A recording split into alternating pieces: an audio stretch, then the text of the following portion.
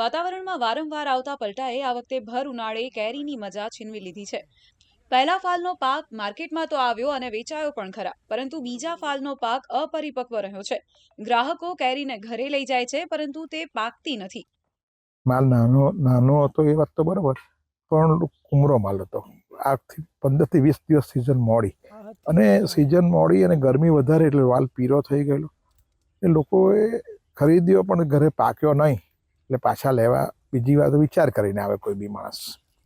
નવસારી એપીએમસીમાં છેલ્લા 4 દિવસોથી સતત કેરીના ભાવમાં ઘટાડો નોંધાઈ રહ્યો છે, જેથી વાતાવરણના મારના કારણે ખેડૂતોને ઓછા ભાવ મળતા આર્થિક નુકસાની વેઠવાનો વારો આવ્યો છે। જો કે ભાવ અને આવક અંગે ખેડૂત દીપક દેસાઈ અને એપીએમસી પ્રમુખ શું કહી રહ્યા છે તે સાંભળો। જે ખેડૂત પાસે ધીરજ રહેશે ને, તો 2 પૈસા મળશે ખેડૂતોને। તો 20 થી 25 મે પછી જો માલ પાડશે ને, તો મને શ્રદ્ધા, ભરોસો અને વિશ્વાસ છે કે 2200 થી 2500નો ભાવ ખાવ ગ્રાહક તો લેશે જ। કે વાતાવરણના કારણે ફ્લાવરિંગ થોડુંક લેટ હતું અને ઠંડીનું પ્રમાણ બી ઓછું હતું। હવે જે કેરી ચાલુ થઈ છે તે ખરેખર પરિપક્વ થયેલી છે, ખાવાલાયક કેરી છે।